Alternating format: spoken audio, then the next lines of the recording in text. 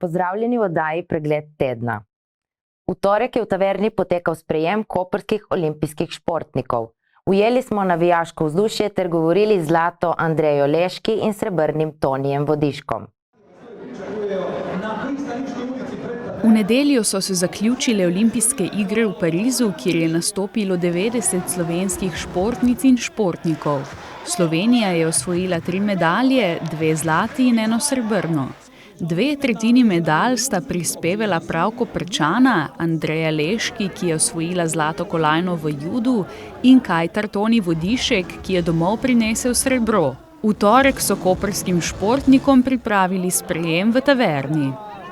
Koprčani, navijači številka 1, tukaj tele vsi neverjetni, tisti še posebej, ki so prišli z mano v Marseille, vam hvala.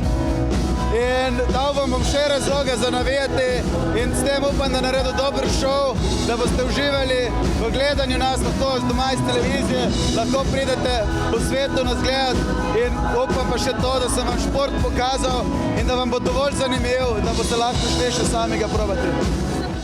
Taverna je bila polna navijačev, ki so prišli podpirati športnike, ki so se na prizorišče iz olimpijskega bazena po Pristaniški ulici pripeljali v oldtimerjih. Na odru sta jih pozdravila predsednik Športne zveze Koper Arturo Stefe in župan mestne občine Koper Aleš Brežan, ki je dobitnikoma medalj podelil še plaketo Zlato sonce z listino.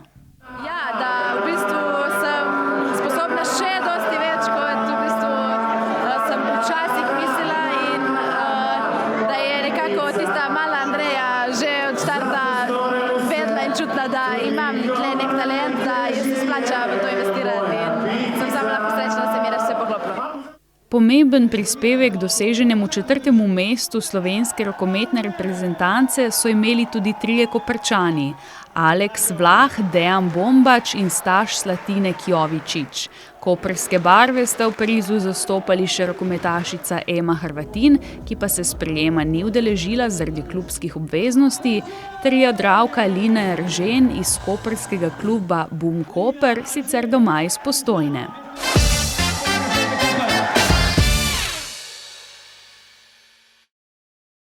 Občina Koper je v letošnjem proračunu zagotovila sredstva v višini 30.000 evrov za subvencije za nakup in vgradnjo male komunalne čistilne naprave.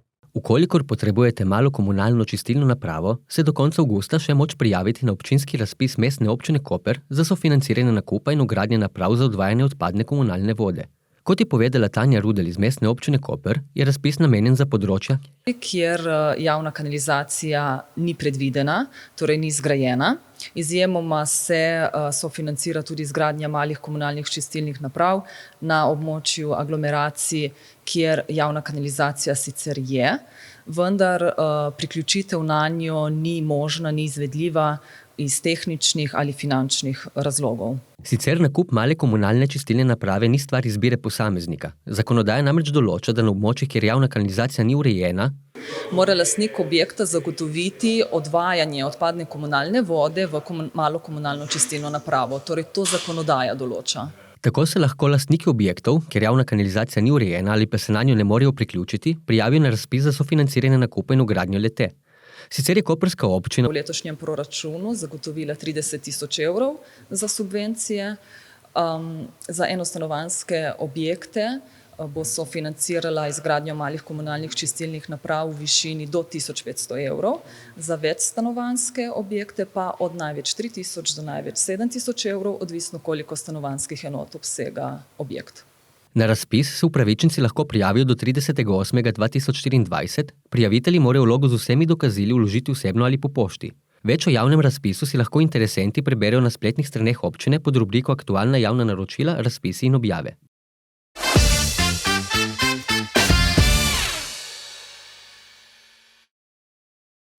V ankaranski občini se počasi izteka rok za priključitev na javno kanalizacijo v okviru projekta Čisto za Koper in Ankaran. Pred enim letom se je v občini Ankaran zaključila gradnja novega javnega kanalizacijskega omrežja.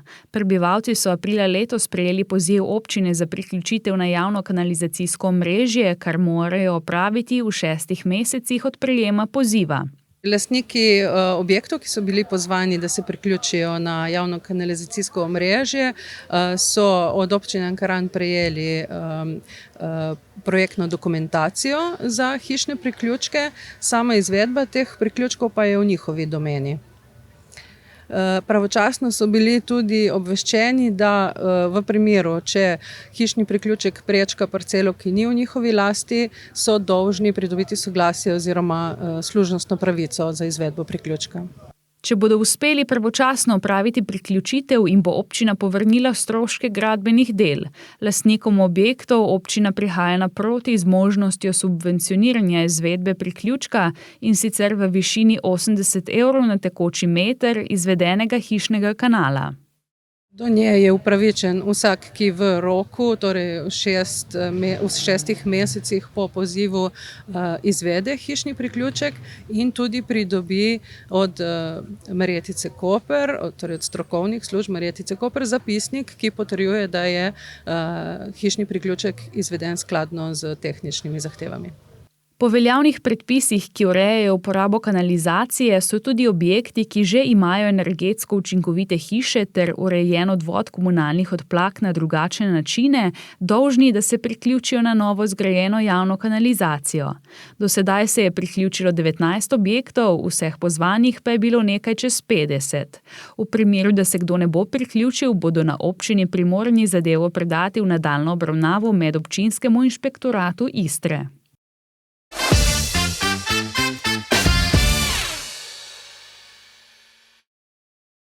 Družba za avtoceste je pričela z zemeljskimi deli za gradnjo Serminske vpadnice. Gradnja naj bi bila zaključena aprila 2026.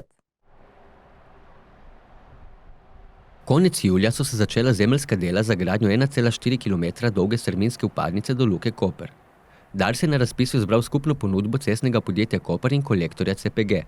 Gradnja Serminske vpadnice bo obsegala novo dvopasovnico od avtocestnega priključka za Luko Koper do parkirišča pri Petrolu, medtem ko je od parkirišča dalje predvidena rekonstrukcija obstoječe dostopne ceste do terminala Petrol.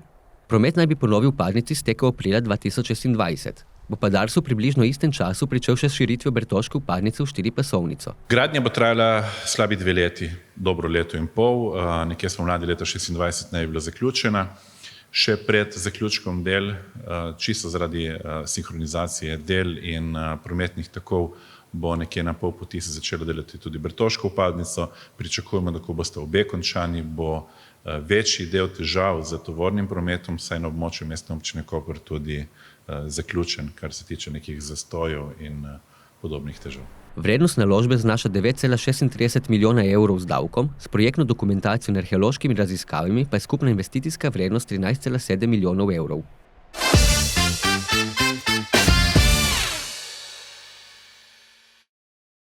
Včerajšnje portoroške noči so privabile mnogo obiskovalcev.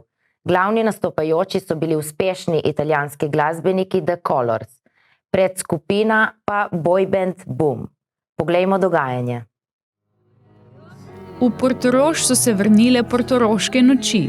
Prvi večer je postregel znano italijansko zasedbo The Colors, ki je zaslovela z uspešnicami, med katerimi je najbolj poznana Italo Disco, ki je dosegla prvo mesto v Italiji in se povzpela na vrh glasbenih lestvic v več evropskih državah. Kot predskupina je nastopila mlada zasedba Boom. Sicer smo že naredili par nastopov v zadnjem letu, skoraj bi lahko rekel, pred velikimi publikami, pred veliko ljudmi, tako da nekaj izkušenj že imamo, po moje ni več te hude treme, da bi se glih tresel, se pa lahko glas zatrese. Ja, dobro, ampak to bomo skrbeli, da se ne bo. Je pa res, da so portoroške noči in to je meni empatika, seveda. Home, domač kraj, tako da mogoče v okej. Zaradi tega mogoče malo živčkov, v dobrem smislu seveda, ki bo dosti verjetno ljudi, ki jih poznamo, tako da lej. Ne jim gledati v oči. Lepo bo. A sta vidva tudi v preteklosti obiskovala kot obiskovalca mogoče Portoroške noči? Malo, vsako leto. Realno. Nimamo kaj drugače. Tukaj eventi so, včasih so redki, včasih so bolj pogosti, ampak ko so, jih je treba iti pogledati, ne? Ker absolutno se lahko pojavi kakšen znan obraz, ne, na slovenski sceni ali pa zdaj trenutno na celotni evropski sceni lahko nekaj pride, tako da vedno je treba vredno pregledati, ne. Sem pa vesel, da ujamemo tudi mi isti oder kot tle naši evropske zvezde, ne.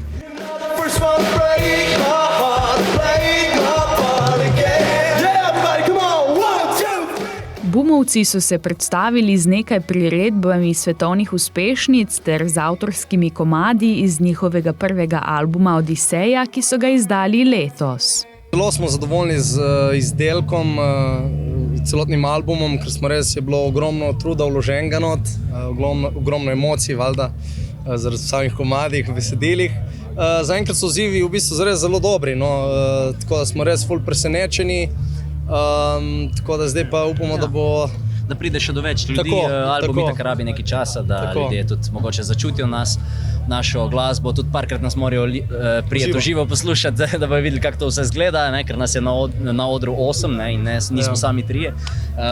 Tako da ja, to je to v bistvu, ja. Album, že pripravljamo v bistvu nove stvari, tako da mi gremo že naprej. To je res. Kakšna najljubša pesem iz albuma? Težko, to je skoraj nemogoče, Patrik, imaš ti kakšno mogoče? Ne vem, 12 otrok. En je sigurno bolj priljubljen kot ta drugi, ne smem se delati razlik. Dajmo samo reči, da moje osebne najljubše danes igramo, to je skoraj sigurno, tako bom rekel. Bravo, dober odgovor. Za njimi so na oder stopili The Colors, ki so poželi bučen aplavz in vzklikanje obiskovalcev. Odpeli so svoje najbolj znane uspešnice, med katerimi so bile tudi Un ragazzo, una ragazza, Karma, Kabriolet Panorama in Frida.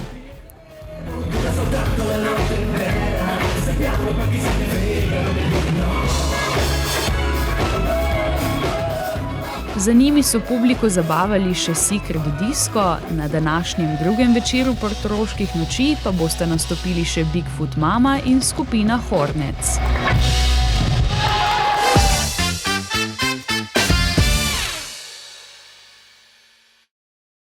V Sečoveljskih solinah smo preverili, kako bogata bo letošnja letina. Letošnja solinarska sezona zaenkrat poteka uspešno. Do sedaj so uskladiščili približno 550 ton soli, na poljih pa jih čaka še 150 ton. Solinarji si nadejajo še mesec lepega vremena, če bo potrebno, bodo pridelovanje podaljšali do septembra oziroma do prvih večjih padavin. Letošnja kakovost soli je zelo ugodna. Namreč imamo le majhen delček slabše kakovosti soli, se pravi visoko kakovostna piranska sol je uspela kar 3 pridelovalcem in tradicionalna sol je pa itak prehrambena. Letos je v ekipi 90 oseb, od tega se jih 19 ukvarja s pridelavo soli, 9 je solinarjev, ki na solnih poljih pobirajo sol. Letos so aktivirali 25 solnih polj.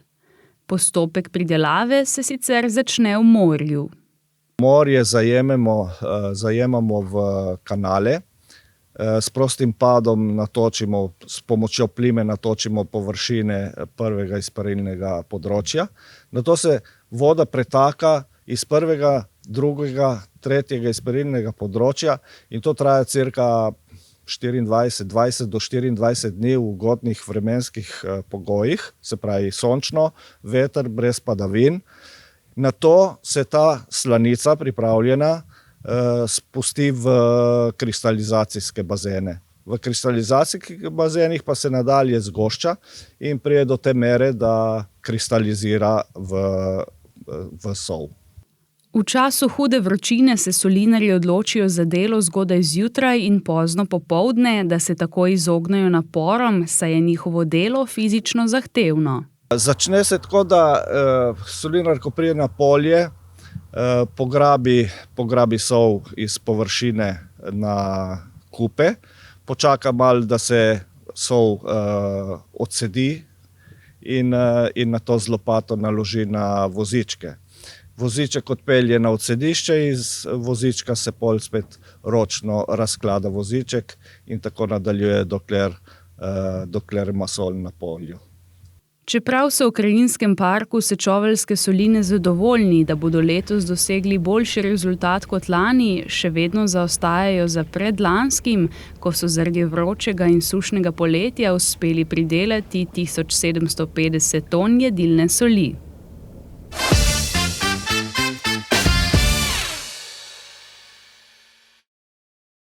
Olimpijske igre so zaključene, medalje so podeljene.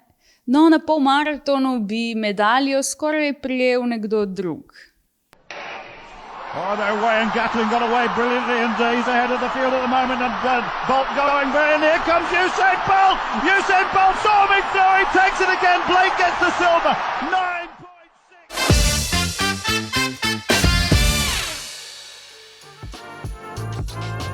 Pozdravljeni v oddaji Kulturni napovednik, kjer vam na tedenski bazi predstavimo dogodke, ki se bodo odvili v slovenski Istri. Že na jutrišnji večer se lahko udeležite dogodka, ki se bo v sklopu poletnih glasbenih večerov odvil na Titovem trgu v Kopru. Ob spremljavi pianista bo nastopila Katie Maurel, italijanska pevka slovenskih korenin, njen repertoar pa zajema jazz, bossa nova in pop skladbe. Koncert se prične ob 21. uri. Na ponedeljkov večer se lahko ob 21. uri v sklopu 17 poletnih koncertov v taverni udeležite nastopa slovenske zasedbe Grešna sapica, ki preigrava irsko glasbo na tipične irske akustične inštrumente. Na isti večer pa se bo v izolskem Hangar baru odvijal stand-up večer. Domen Valjič se bo predstavil v monokomediji Žigolo. Pričetek ob 20. uri. V sredo bo v Dekanih potekal eden izmed večerov potujočega istrskega kina, Kino Istra. Tokrat bo na sporedu ameriški film Naključni morilec, ki priča o resnobnem profesorju filozofije, ki študentom predava o teoriji morale, medtem pa opravlja vlogo plačanega morilca. Pričetek projekcije ob 21. uri. V sklopu četrtkovih večerov pri Špini, torej koncertov, ki se že vse poletje ob četrtkih odvijajo na izolskem Largu pri Špini, bo tokrat nastopila slovenska pevka Katja Šulc. Ta prepleta poezijo, sodoben folk z elektroniko. Koncert se prične ob 20. uri in 30 minut. Na petkov večer se lahko na zeleni vištici pred mladinskim centrom Markovec City udeležite enega izmed njihovih akustičnih večerov. Tokrat bo nastopil obalni pop duet Caro Mio, predstavila pa se bo tudi slovenska kantavtorica Sabi Spark. Dogodek se prične ob 20. uri in 30 minut. Na ta večer pa se bo v sosednjem mestu v Izoli pričel dvodnevni tradicionalni dogodek Ribiški praznik. Dogodek bo imel 3 prizorišča, Lonka, Veliki trg in Severni pomol. Na prvih 2 bodo potekali koncerti, naslednjem pa bo pomol okusov. Praznik bo potekal v soboto 23. in v nedeljo 24. avgusta. Klub izolskih študentov in dijakov že skoraj tradicionalno ob ribiškemu prazniku predstavlja elektronski Dir and Die, ki bo v petek potekal v letnem kinu Arigoni. Predstavili se bodo 4 elektronski izvajalci, Lucius Light, Tric, Blazo Mazo in Rahul. To je z naše strani vse, napovednik dogodkov si lahko preberete tudi na naši spletni strani www.megafon.si. Se vidimo prihodnji teden.